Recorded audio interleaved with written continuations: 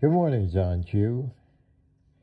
This is the United States of Amnesia, broadcasting today as every day from somewhere between memory and forgetfulness. Today's headline, Deal or No Deal? Now, John Q, do me a favor. Explain something to me. I'm an old guy.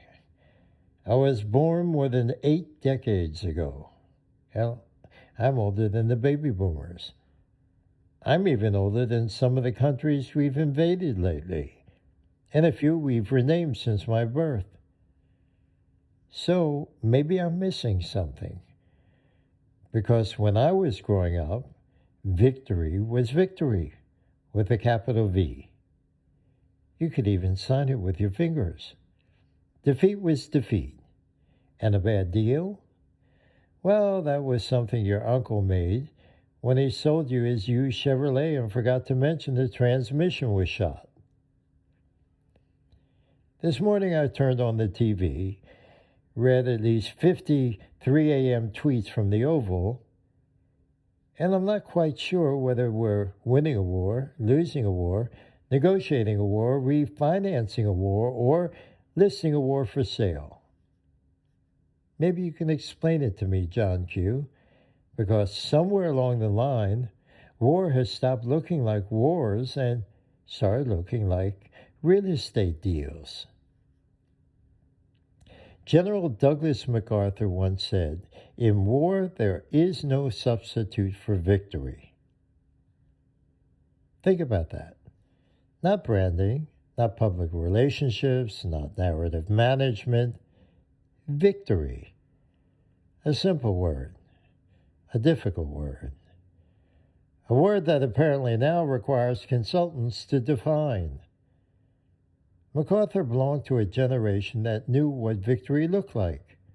The shooting stopped, the enemy surrendered, the war ended, and the troops came home. Everybody understood the scoreboard. Today, I'm not entirely sure we can find the scoreboard. And maybe that's because somewhere along the way, we stopped teaching ourselves, and especially our children, that participation and achievement are not the same thing. Now, before the emails start to arrive, I'm not talking about encouraging children. I'm talking about confusing participation with accomplishment. Sure, showing up matters, effort matters, character matters, but winning matters too. Losing matters too. And understanding the difference matters most of all. Because if you can't tell the difference between victory and defeat in Little League, eventually you may struggle to tell the difference anywhere else. MacArthur also said, "On the fields of friendly strife are sown the seeds that upon other days and other fields will bear the fruits of victory." Competition wasn't cruelty. Competition was preparation. Preparation for responsibility. Preparation for reality. Preparation for life. Today we hand out participation trophies. And we wonder why nobody can agree whether we won, lost, surrendered, negotiated, compromised, or simply wrote a larger check. Which brings me back to today's headline. Deal or no deal? Because that's increasingly how everything seems to work today. Love becomes transaction, marriage becomes transaction, friendship becomes transaction, politics becomes transaction, patriotism becomes transaction, and foreign policy? Well, foreign policy increasingly sounds like a board meeting with missiles.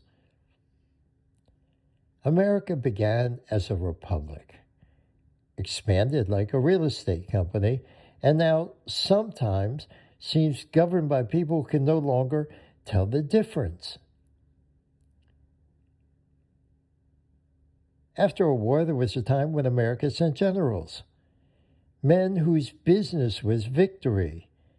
Now we seem to send real estate agents, to negotiate the victory, to negotiate the loss, to negotiate the compromise, to negotiate the ceasefire, to negotiate the developmental rights, the marina, the resort, maybe the future beach properties, to negotiate the tolls.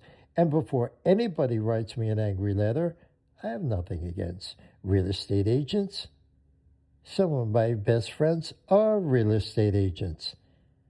I just never imagined we'd one day ask them to determine whether we won the war or appoint them to the cabinet.